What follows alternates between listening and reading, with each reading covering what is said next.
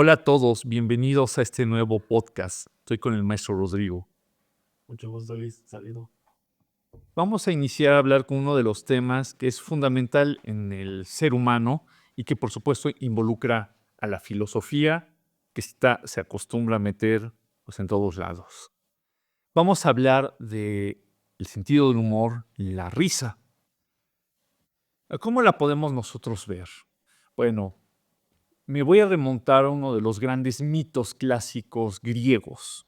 Y por ahí vamos a comenzar a meternos e iniciar con los detalles que puntualmente tocaré con el maestro Rodrigo. Dioniso es una figura bastante particular. No solamente es el patrono del vino, el famoso Baco de los romanos. Es a su vez una figura que expresa la animalidad del ser humano. Esa animalidad que tenemos que expresar y tener el lugar donde se manifieste. Este patrono del vino, acompañado siempre de su séquito, compuesto pues por figuras que se la viven embriagadas, festejando y con música.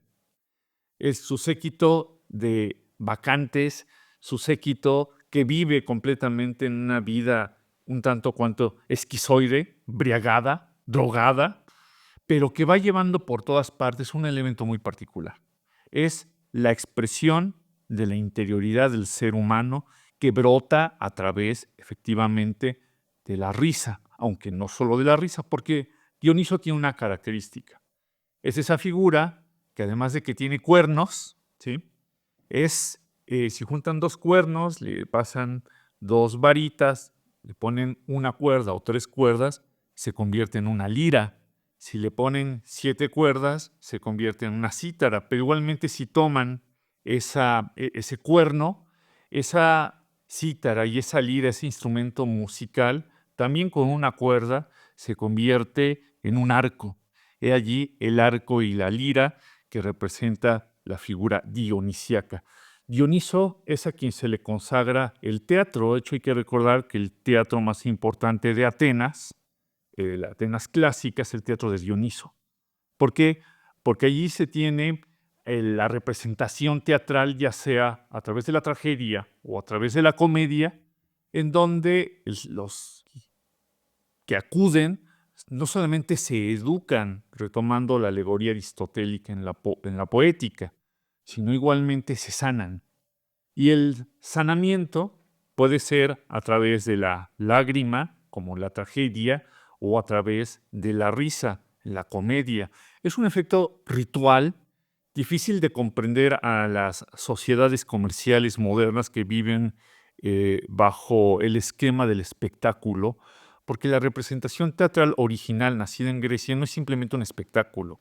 Definitivamente sí tiene una trama, sí hay una representación donde hay todos los elementos que permiten que se lleve a cabo una apuesta. Sí, sí lo tiene, pero ni siquiera es comercial. Además, el elemento comercial ni siquiera propiamente existe en ese momento, ya que las representaciones no se cobraban. Era incluso un deber de las clases aristocráticas, consideradas incluso como un honor, que patrocinaran las entradas y toda la apuesta. El pueblo común no pagaba el teatro, porque están viendo el teatro como no solo un placer, sino como un ritual donde Dioniso es el patrono que permite sanar.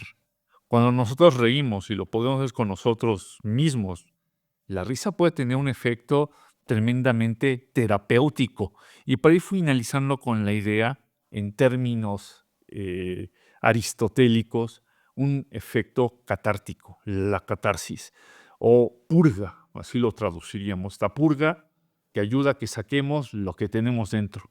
Ir tristes, ir lastimados a una representación puede realmente alcanzar cierto nivel de beneficio con este vínculo que el ser humano y su muy poderosa vida interna tenga con la representación hasta realmente eh, reírse, incluso reírse de los personajes grandiosos, como lo podemos ver en las distintas comedias que nos han llegado, que no nos han llegado tantas, pero sí, por ejemplo, con Aristófanes y sobre todo la burla que hace de Sócrates en las nubes. Entonces, adelante. Pues tienes toda la razón. Es decir, pensemos que somos como una olla express, ¿no? Y que dentro de nosotros hay tantas cosas que nos van pasando que de alguna forma nos tenemos que liberar, ¿no? Tenemos que sacar eso. Y una de esas tantas formas, como bien lo mencionaste, pues es el humor, es la risa. Pero justo es lo que pasa. No nos reímos porque algo sea gracioso, nos reímos porque la realidad se rompe o nos rompe. Eh, y entonces en ese sentido surgen tres grandes tesis de lo que puede ser el humor, ¿no? La primera, que es una incongruencia, es decir, cuando de repente algo no le podemos hallar sentido, se rompe, diríamos nosotros, se rompe la Matrix y irrumpe y eso nos puede dar risa porque no entendemos. La otra, justamente esta cuestión de reírnos de nuestra tragedia, ¿no? Reír es tragedia, reír es supervivencia, reír no solamente es diversión, sino es sobrevivir. Un ejemplo que yo veo muchos en un funeral, ¿no? Cuando la gente está en un funeral y de repente se salen a echar un cigarrito o a cualquier cosa y empiezan a contar las vivencias de la persona que falleció y dicen, oye, ¿te acuerdas cuando fuimos a tal lado? Y que muchas veces ni siquiera sabías que eso había pasado y te empiezas a reír. Y entonces empiezas a sacar esa cuestión o empiezas a hacer ciertos chistes que a lo mejor no irían en un funeral, ¿no? Pero justamente es para poder soportar eso que nos está doliendo. Y en tu última intervención dijiste justamente esta cuestión de la burla, ¿no? También la risa funciona como un mecanismo hasta de poder, ¿no? Bueno, aquí mi querido y estimado filósofo del poder pues como una superioridad, o sea, incluso en Grecia empezó con Sócrates como esta cuestión de ironía en tanto que soy superior, o sea, intelectualmente soy superior, es el rey riéndose del bufón, ¿no? Y entonces, pues justamente un ejemplo que tenemos es muy mexicano, es me río de mí para que tú no te puedas reír de mí, es decir, si yo soy feo, me río de mi fealdad antes de que tú me digas que soy feo.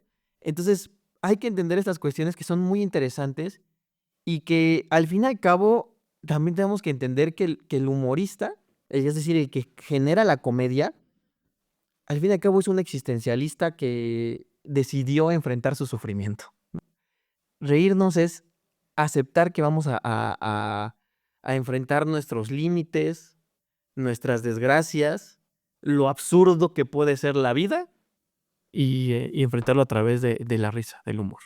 Ahora que dices esa parte de la autorrisa, como me recuerdo a Sócrates, cuando habla de sí mismo, y sí, pues, también hay una postura crítica manifiesta en otra de las características que pueden provocar risa, como es la ironía, y que ha hecho tremendamente famoso a Sócrates. El irónico invierte el sentido de las cosas, ¿sí? Y este recurso, pues Sócrates lo utiliza a lo largo de todos sus diálogos, siempre un símbolo incluso de caballerosidad, y como habíamos incluso visto en algunas de las cuestiones, cuando estábamos preparando esto, en las preguntas, si tiene que ver con el buen gusto. Tiene que ver con el buen gusto por una cuestión, parte de la educación es hacer ameno el momento y a las personas con las que estamos. Realmente sí es una cosa seria, incluso en los momentos más trágicos.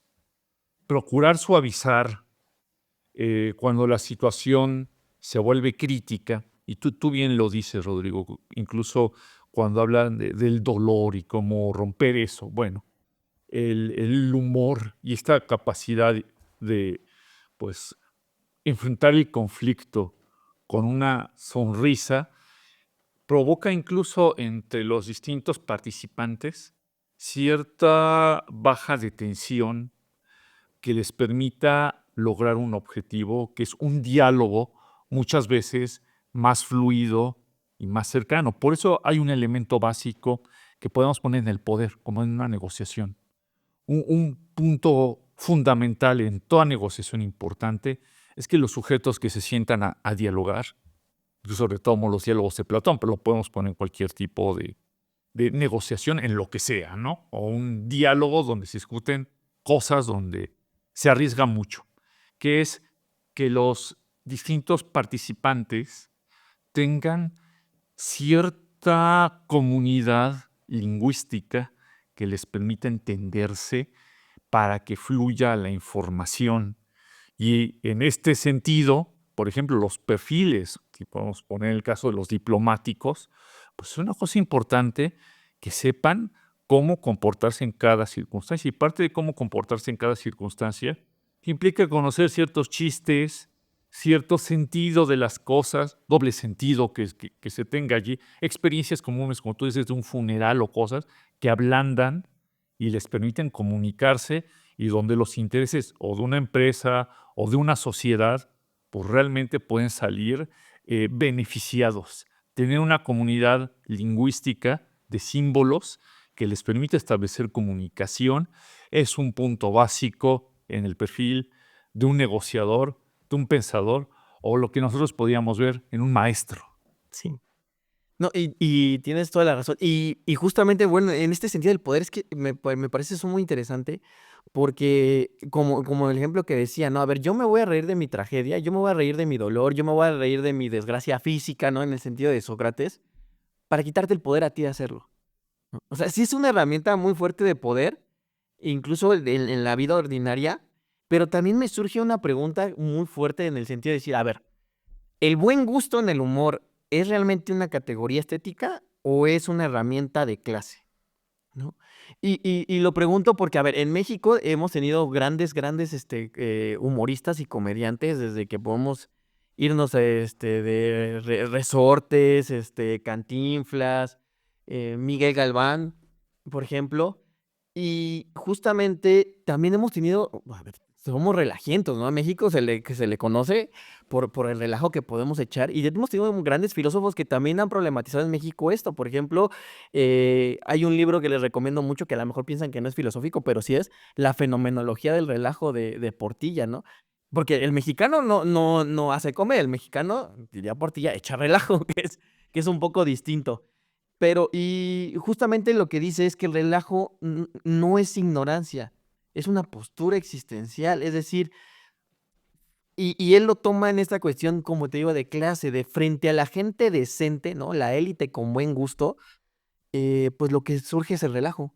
Y él pone de ejemplo a Posada, ¿no? O sea, frente a la élite, pues la Catrina, ¿no? Esta figura con sus atuendos afrancesados y toda esta cuestión, pero que al fin y al cabo se va a morir. Y que justamente eso es el humor de Portilla, ¿no? La caricatura de Portilla. Entonces, me parece justamente interesante cómo el relajo, cómo también el humor en este sentido, disuelve las jerarquías sociales. Va en contra de esta cuestión que podríamos decir el humor refinado, el humor de buen gusto. No, pues el albur es humor. Y todas las clases sociales alburean, ¿eh? No crean que no. Y, pero también justamente rompe, en este sentido del poder, rompe con el poder, ¿no? Es una estética de la desobediencia, es decir, el humor es una estética rebelde, es una estética de la desobediencia. Frente al buen gusto como esta cuestión de control, de seriedad, de los de arriba y de los de abajo, la risa realmente es este mecanismo de rebeldía. Un caso que me gusta mucho citar es el de Goethe, o el de Goethe, en donde él decía que él no creía que algunos diálogos platónicos podrían ser platónicos o podrían ser socráticos porque eran demasiado vulgares. Lo que le criticaban a Sócrates de su Exacto, entonces la vulgar. en esta cuestión de la élite, ¿no? Del humor como élite, no podían considerar que alguien filosóficamente superior y como podría ser Platón, podría ser cómico, podría ser humorista, ¿no? Entonces, pues justamente a mí me gustaría recordar esta cuestión del humor como esta intervención hasta política, ¿no? Hasta que incluso, por ejemplo, otro Samuel Ramos, otro filósofo mexicano, en su psicoanálisis del mexicano, pues analiza el humor en estas tres figuras, ¿no? Del pelado, en donde podemos encontrar al Chavo del Ocho, a Cantinflas, a Viruta y Capulina, después a la clase media, ¿no? Que le llama el burgués, el mexicano aburguesado, y por último la élite, ¿no? Y cómo todos ellos, pues, tienen una forma de humor, pero curiosa la respuesta de Portilla en donde dice, pues, que todos echamos desmadre. O sea, sí lo dice, todos vamos a echar desmadre, porque eso es lo propio del mexicano. Entonces, justamente, ¿cómo ves eso? Esa cuestión del poder, de la risa, del humor, que se inserta en el poder, sí, Es un alivio, sí es una catarsis, pero vean cómo se inserta en los discursos de poder. Qué bueno que haces esa distinción y me permito disentir de ella. Afortunadamente estamos siendo dialécticos en ello. Es una cuestión.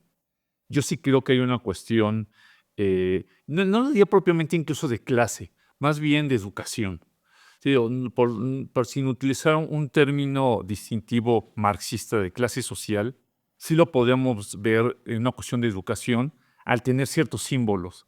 Definitivamente el contar con mayor lenguaje pues da la posibilidad de entender más figuras y significados. Y pues el lenguaje es adquirido. ¿Dónde lo adquirimos? Pues entre otras cosas, pues, a través de nuestra experiencia, que esta puede ser práctica, pero también a través de los libros. Por ejemplo, uno de los recursos clásicos dentro del humor es los símbolos mitológicos. Lo digo en lo particular los mitológicos porque estos se utilizaban en una forma muy refinada de comedia, como lo podemos ver desde Aristófanes, pero incluso traerlo más moderno a la forma de divertimento cortesano, como lo podemos ver en la comedia pues de Molière, por ejemplo, ¿no? O sea, las burlas, las sátiras que hace, por ejemplo, en el burgués gentil hombre, se burlan de los burgueses. Es una obra escrita para la nobleza. Y una de las cosas de las que se burla Molière es que no tiene símbolos ese sujeto y que lo que hace es pagar, porque además es muy rico, paga, entre otras, pues, para que le den clases de pues, literatura, de que le den clases de baile. Y ahí es donde viene toda la sátira, porque se lo está presentando a un grupo pues, que no necesitó clases, sino que nació ya en esa condición y que ya tenían el vocabulario común, que justamente el día de ayer aquí en la universidad, uno de los grandes eventos que tenemos, en este caso fue el coloquio sobre literatura barroca, donde dedicado a Sor Juana, una de las grandes cortesanas, también autora de comedia. La representación que se dice es una representación de varias de sus obras. Lo curioso, e incluso en algunos momentos en los comentarios, que la gente, muchos de los presentes, decían que no habían entendido el diálogo, que no entendían. Igualmente que cuando leemos a Aristófanes, hay momentos donde no le entendemos el chiste, y aquí hay una cosa con el chiste y lo gracioso. Pues cuando ya te lo tienen que explicar, se le quita la espontaneidad que es fundamental, como en los personajes, que yo estoy de acuerdo con esa parte. Lo que me estoy permitiendo disentir es en que el significado de los chistes pues no se da de la misma manera. En una de las representaciones que se hizo fue, por ejemplo, un conflicto entre el mérito y la fortuna, ¿no? Y lleno de cosas chistosas. Hay un conflicto que ese sí pues son una cuestión incluso hasta clasista, si efectivamente por el hecho de haber nacido noble tengas derecho a disfrutar de esos beneficios o tienes una mejor predisposición e incluso reconocimiento si fuera un producto de tu mérito. Entonces ahí viene la discusión, se empiezan a pelear esas dos en una representación que se hace entre los virreyes. Entonces ya cuando viene la discusión, porque sería un momento de discusión que es muy enriquecedor en el teatro, sobre todo en un teatro clásico, en un mundo y en un contexto pues que ya no necesariamente existen, siempre salió eso, el símbolo, cómo lo entienden, porque sí había momentos donde la gente no estaba entendiendo absolutamente nada. Y es igual que si tomamos algunas de estas representaciones mitológicas, porque hay algo que es claro en la educación aristocrática y es su vínculo con la mitología. Y pues ahí sí se necesita tener acceso a ese tipo de recursos. Ahora, que alguien que independientemente de que tenga esa formación, esos símbolos, eh, pueda no reírse de lo que tú comentas, de, por ejemplo, de los chistes, pues yo creo que en algunos casos sí. Yo creo que algún albur efectivamente, y aquí entramos en discusión, quizás sí le dé gracia, otros no necesariamente. Incluso, pues ahí sí dependería el tacto, la forma o incluso cómo se dice para provocar la risa en alguien, y ya ese tacto, esa forma, esa frónesis, esa prudencia, ya implica educación. Sí, creo que acabas de hacer una diferencia muy buena entre lo humor y lo gracioso, ¿no? Es decir, que una cosa tenga humor no necesariamente te va a dar gracia. Quizá ya en la cuestión de la gracia podremos entrar más en una discusión subjetiva, ¿no?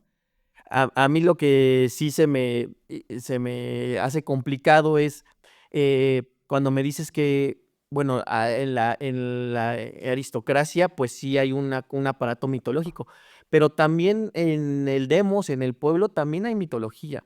No es quizá la misma, no es una mitología llevada desde la educación aristocrática, sino es una metodología, una mitología, perdón, pues pues el discurso popular, sí, desde el pueblo. Eh, igual aquí quiero mencionar una entrevista, insertar clip, que le hacen a Miguel Galván, Cristina Pacheco. Esta vez estos solitos se defienden, ¿no? En donde justamente Miguel Galván hace la diferencia entre el cómico y el humorista, ¿no? El humorista como aquel que está generando y viendo de dónde saca para hacer comedia, mientras que el cómico es aquel que lo representa. Y en esta entrevista me parece muy adecuado y en esta cuestión con lo que tú dices, que también es hacia dónde, a quién representamos, hacia quién va ese humor, ¿no? Y que como comediantes, es decir, los que interpretan la comedia, que aquí, por ejemplo, como estamos hablando del teatro y todo eso, quienes le interpretan la comedia tienen que saber a quién va dirigida. Él pone el ejemplo de que una vez, pues él que ha dado shows para gente del barrio, de Tepito, de Iztapalapa, y que una vez le tocó hacerlo para unas señoritas de un productor de televisión, ¿no? Que es donde trabajaba. Y pues bueno, de Super Elite, ya saben, llega Polanco y shalala. Y entonces dice, prácticamente dices la misma rutina, prácticamente dices, no, pero con otras palabras, ¿no? Y creo que justamente es decir, esto es lo que nos referimos, es decir, el humor puede ser, puede ir dirigido a ciertas cuestiones, a ciertos discursos, porque tienen diferentes lenguajes. Sí, es cierto. Aquí lo que a mí me preocupa es agarrar la cuestión del buen gusto o del mal gusto e insertarlo en una cuestión de ya en un elitismo. Es decir, algo sí es gracioso porque refiere a una educación elitista y algo no es gracioso porque carece de ese sentido. ¿No? En ese sentido, como digo, para mí, por eso rescato mucho esta cuestión del relajo de Portilla, pues al fin y al cabo, ¿qué es el relajo? Suspender la seriedad. Es decir, es un momento en donde suspendemos la seriedad.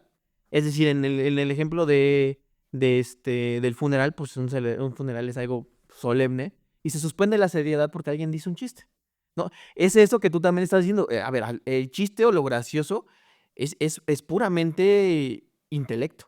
Es decir, es el que es capaz de irrumpir con algo que nada tiene que ver, pero que no tiene y tiene que ver porque es algo inteligente. Es decir, sí se necesitas de la inteligencia para generar ese momento en donde digas algo, y que hay mucha gente muy capaz de eso, que vaya en otro sentido, que complemente, que sea totalmente contrario a lo que no, pero que dé risa. Y entonces en ese sentido sí me encanta cómo, pues sí, el humor tiene que suspender la seriedad. Y eso no es de clase social, eso no es de alta cultura. Es decir, lanzar un chiste es lanzar ruido, ¿no?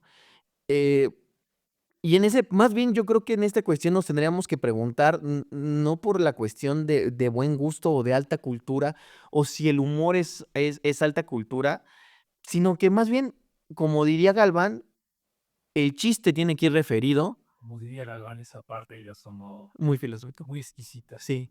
Pero bueno, como dice Miguel, bueno, Miguel Galván es uno de los grandes comediantes y humoristas. Lamentablemente creo que no lo supimos valorar a tiempo. Fue muy importante porque pues estuvo muchos años en la hora pico, que ustedes pueden ahí googlear en la hora pico y ver sus grandes sketches. Eh, pero justamente, pues, en ese sentido, con esa entrevista que les comento, habla de se nota su cultura al hablar del entendimiento que tenía del humor y por qué podía ser tan grande humorista. Y entonces, en ese sentido, sí te doy la razón, es decir, sí hay que tener una cultura para llegar a hacer este humor, este gran humorista, Pero no hay que permitir que el humor se enclave en una clase o en una buena cultura, sino que cuando nosotros somos humoristas, podemos abrir a cualquiera, incluso, eh, eh, pues sí, está abierto a cualquiera. Más bien, yo creo que la pregunta sería en otro sentido, sino, a ver, hay no buen gusto entendido desde la estética ni desde la cuestión de clase, sino el buen gusto en el sentido de hay chistes que no deberían de contarse, o sea, en el sentido del deber ser. Es decir, hay cosas o tragedias, ¿no? Si decimos que el humor va hacia la tragedia y al burlarnos de la tragedia, ¿hay tragedias de las cuales no tendríamos que burlarnos?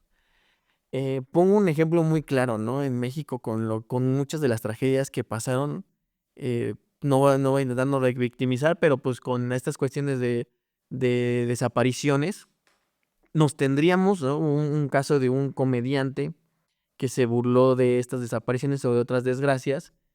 Es decir, hay desgracias en el sentido ético de las cuales ya nos deberíamos de burlar. ¿Hay un límite en el humor? ¿Hay un límite ético del humor? ¿Tú qué piensas, Luis? Yo creo que sí lo hay y nuevamente tiene que ver con la educación, porque además hay otra cosa. Voy a mencionar 3 elementos. Retomo algunas cosas que tú dices. Estoy de acuerdo contigo en de que es una manifestación de la inteligencia, sin lugar a dudas. Incluso la inteligencia con el uso de las propias palabras que provoca risa. Y pues ahí se necesita talento, y pues ese talento efectivamente lo puede tener un virtuoso del albur o una virtuosa del albur, pues, que pertenece a esta, digo, virtuosa porque pues en Tepito, pues una de las patrias del albur, pues sí ahí tiene campeonas olímpicas de albur, que sin lugar a dudas ninguno superaría. ¿No? Sí son los reyes de eso. Ahí sí no se los discuto. Ellos han gobernado siempre y nadie les va a quitar ese lugar. Ahí sí, seguro. Pues en esta libertad, aquí viene una cuestión muy importante, y esta es una de las cuestiones complejas del humor, ¿no? ¿Qué tanto el humor, la burla, la sátira, tienen un vínculo con la libertad? Y que existen estos espacios donde se manifiesten. Hace rato hablaba del teatrón griego y su consagración dionisíaca. Bueno, una de las, al estar consagrado a una deidad que protegía, era su templo, el teatro su templo, es que justamente se expresara lo que él estaba diciendo con libertad. Hay un hecho famoso, y aquí me remonto a Tucídides en la historia de la guerra del Peloponeso, relata un momento donde los atenienses ganan una batalla. Se hace una representación teatral, en este caso fue trágica, y los atenienses se ponen a llorar viendo cómo sus enemigos, los espartanos, son derrotados. Van a condenar al teatro, la eclesía, la asamblea popular, los van a condenar porque cómo se atreven a burlarse de una tragedia de su propia sociedad, o bien cómo llorar por algo que efectivamente les debería dar gusto, ¿no? Bueno, ese es un poder que tienen las palabras y el uso simbólico. Y aquí habla de otra cosa, de la seguridad con la que se expresa. Creo que la seguridad en cómo se dicen las cosas sí es una cuestión muy importante. Hace rato yo elogiaba a las campeonas del albur, alguna de estas grandes señoras que saben alburear de una forma prodigiosa, ¿no? Pero ¿qué tanta seguridad tendría de hacer lo mismo en otro contexto? Hablaste del señor Galván, que es un eminente humorista. Yo estoy completamente de acuerdo en ello. Les recomiendo que lo vean. Es sumamente famoso y creo que es ya un inmortal con lo que dejó. Sí, era seguro, ese sí era seguro de su fealdad y la supo explotar de una forma sorprendente. Tenía seguridad, pero la seguridad es igualmente expresión de educación y de certeza. Tocaste un punto, el saber a qué público te diriges. Sí, eso es cierto, es una de las reglas de oro, de hecho, de la retórica de Aristóteles. sea, que una persona educada debe saber a quién hablarle, cómo hablarle y el contexto. Eso es básico. Incluso en la teoría de las emociones aristotélica, eso es básico, que incluso lo retoma actualmente Martha Nussbaum cuando hablan de la tragedia. Ella, por cierto, es la filósofa estadounidense de Harvard. Es una gran estudiosa de la estética aristotélica y la filosofía del teatro. Incluso me atrevo igualmente a mencionar a una de mis muy queridas profesoras que falleció, que fue la doctora Carmen Trueba, experta en griegos, que escribió una obra dedicada a la filosofía de la tragedia. Se los recomiendo muchísimo. Pero la cuestión es esta. Es eso que tú dices implica prudencia. O sea, saber a quién hablar. Definitivamente puede haber un chiste, un albur, que si se dice en un contexto pues, no adecuado, aunque incluso sea lo mismo y dicho en otras palabras, quizá con otras palabras, sonaría bien, ¿no? Incluso buen gusto, ¿no? Lo mismo, pero no saber utilizar las palabras puede ser la tenue diferencia con la tragedia. Y ahí sí una persona que no se sepa comportar, no es lo mismo darle un albur pues, a lo más selecto de cierto gremio, como pues, el egregio Tepito, ¿no? Que está bien, yo admiro realmente lo prodigioso que tienen dos cosas en el baile y en el humor, porque yo esos dos yo carezco de esos, y ellos lo tienen y de sobra y hay que reconocerlo, pero en otro contexto, pues sí sería diferente y no sé qué tanto se lograría el aprecio o el efecto agradable que promovería. Yo no creo que en todos los contextos. Sí, creo que justo, o sea, justamente en la ética sí cabría el humor en la ética, es decir, ¿cuál es el límite ético, no? En este sentido, tú siendo muy aristotélico, lo dices, la prudencia. Si el límite tiene que ser la prudencia. A ver, no podemos olvidar que entonces el humor tiene un fin desde Aristóteles, ¿no? Justamente que podremos decir que es este alivio, esta catarsis que tú manejas. Y si en un funeral, lejos de causarle alivio a la viuda, la pones a llorar 3 horas, pues claramente pues, no cumpliste con tu fin y no podemos decir que fuiste chistoso, ¿no? Es decir, sí creo que justamente aquí, como decimos, ¿no? A ver, estéticamente no podemos hablar de buen gusto, no buen gusto. Estéticamente tenemos que hablar en esta cuestión de a quién va dirigido, ¿no? En el sentido del teatro. Decir que pues el humor no puede ser reducido a una clase social, sino que todos tienen su humor y todo humor va a ser igual de valioso, aunque va a ser dirigido y en otros sentidos.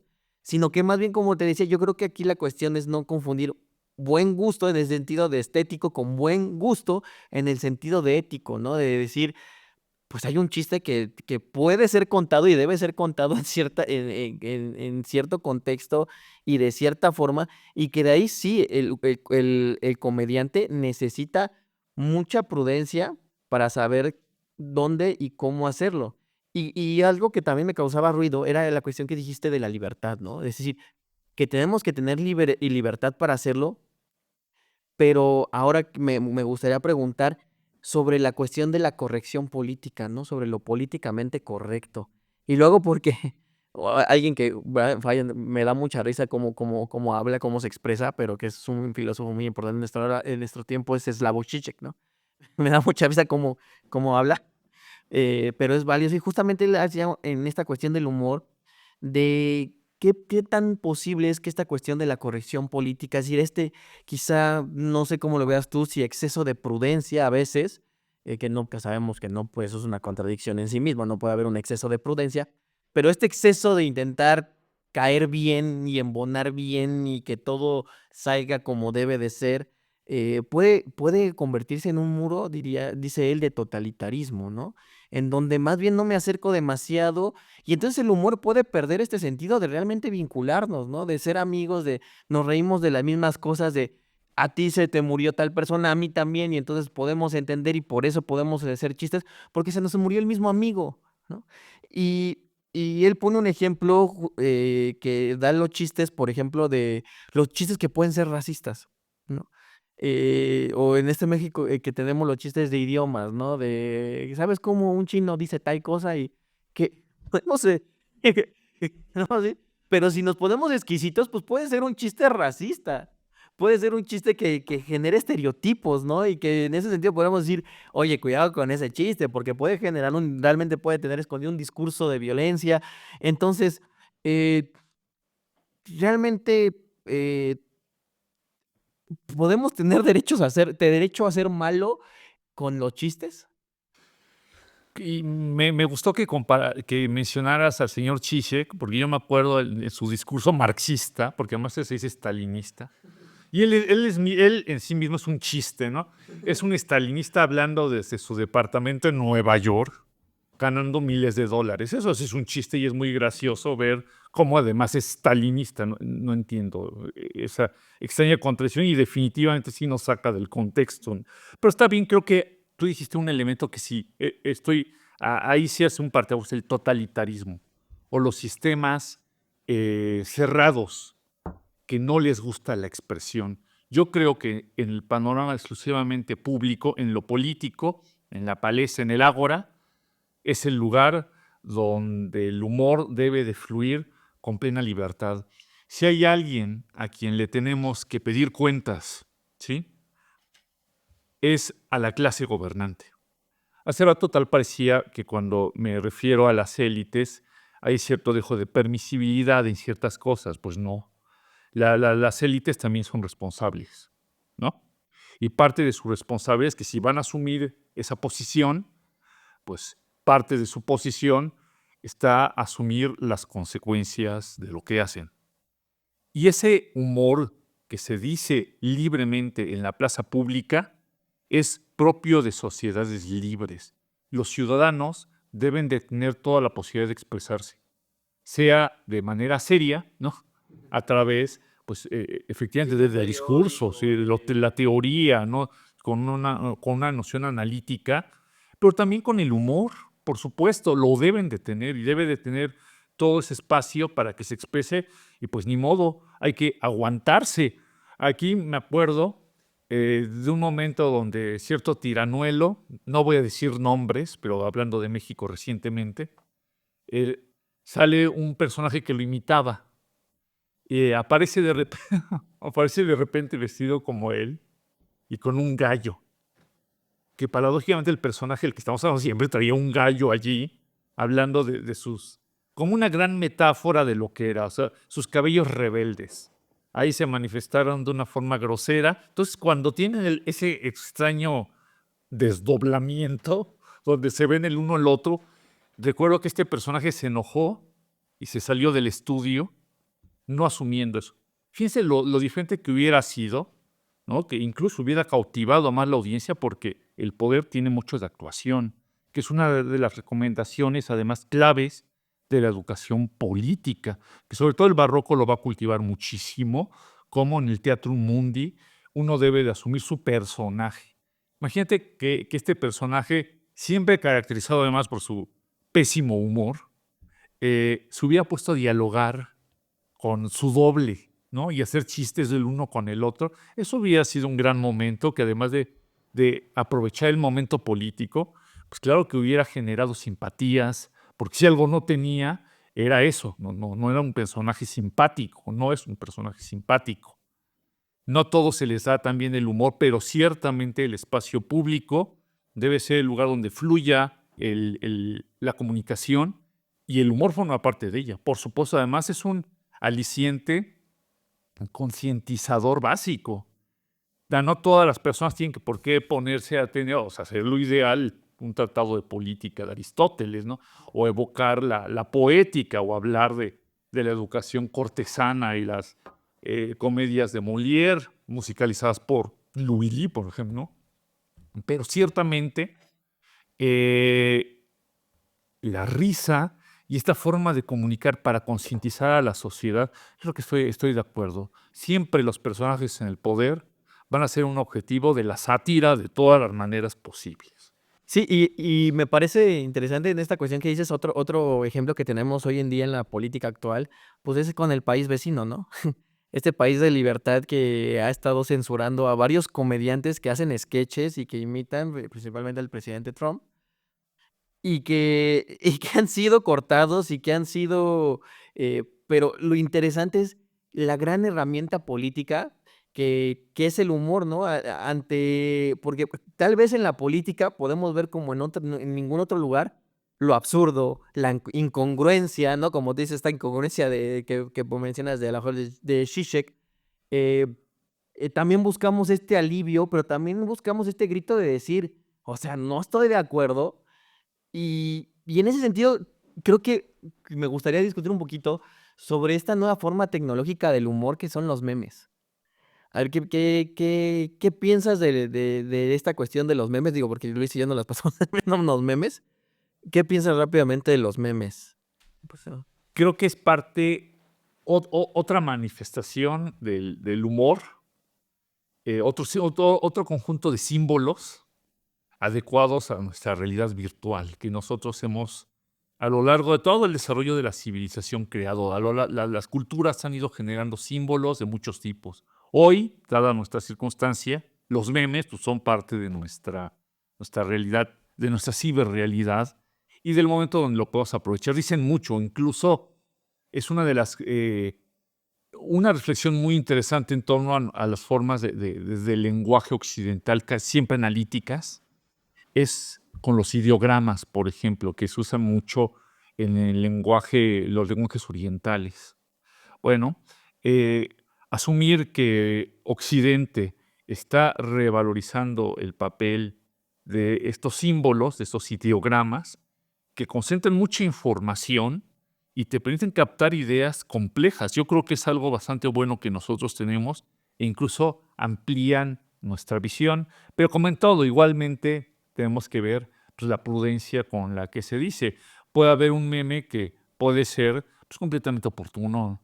Si es algún gobernante y le estás claramente haciendo referencia a uno de sus errores, que las sociedades deben de hacer, notar los errores de los gobernantes, y esos no se pueden quejar, ni andar dolidos, ni diciendo que es una campaña en su contra. Deben de asumir que si se van a meter a política, eso pues, son los costos a pagar, y si no, que no lo haga, que se dedique pues, a cosas más tranquilas, que se vaya, pues, no sé, a un monasterio zen, a que nadie lo moleste, pero que no se meta en política, sobre todo si tiene una historia muy sucia detrás, pues no puede decir que no le digas absolutamente nada, y una sociedad tampoco lo podría permitir. Justamente el ser libres y burlarnos de nuestros gobernantes o de quien sea, sobre todo de los delincuentes, realmente, ¿por qué no? Realmente lo debemos de hacer. Más bien hay que preocuparnos, como tú dices, cuando eso se censura.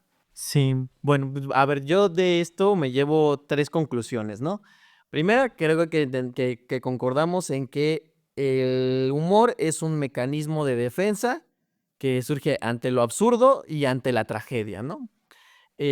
Segundo, que éticamente no deberíamos por qué buscar un humor en el sentido limpio, es decir, de forzarlo y forzarlo y forzarlo hasta que fuera puramente, o sea, algo puritano, ¿no? Sino que más bien debemos de buscar un humor auténtico, es decir, que sí permita un vínculo con el otro y que eso es un ejercicio prudencial. Es decir, que yo y tú podemos contar ciertos chistes aquí, pero otros allá y otros acullá, ¿no? Entonces creo que sería ya la obligación de ser un humor puramente limpio, creo que igual iría contra la cuestión de la libertad, ¿no? Y pues bueno, y finalmente pues rechazar esta cuestión de entender que sí el humor es una cuestión de educación, ¿no? Como tú dices, de que lleva todo este sentido, pero que no se debería de usar como una herramienta política o de las élites para silenciar a las personas. Creo que esas son las 3 conclusiones que me llevo de este diálogo que hemos tenido. ¿Tú qué piensas? Sí, por supuesto, no para silenciar el humor, pues lo tenemos todos o la mayoría, sin lugar a dudas. Eso sí, el humor como tal no es una cuestión de clase. Lo que causa la risa sí es una cuestión porque implica lenguaje. Y ahí sí existe una diferencia inevitable. No con una cuestión clasista, es más, puedo decir que al reconocer esto, Así como dices, ok, sí, retórica, exige también a que la educación se eleve. El asumir de que pues sí hay cosas que nos deben dar risa, porque si nosotros que trabajamos constantemente con libros, pues sí hay cosas que de no estar inmersos en el texto, en el lenguaje que está usando, pues no se entendería y no sabríamos que eso nos debería de provocar risa. Pero yo para concluir, pues y coincidimos en esto, quiero dedicar este podcast a todos los grandes albureros que tenemos en México, que ahí son unos auténticos prodigios, que los respetamos mucho y que nos decimos sus más fervientes ¿escuchas? Muchas gracias. Una muy buena tarde. Gracias, Rodrigo. Muchas gracias a ti, Luis. Nos vemos. Muchas gracias a todos.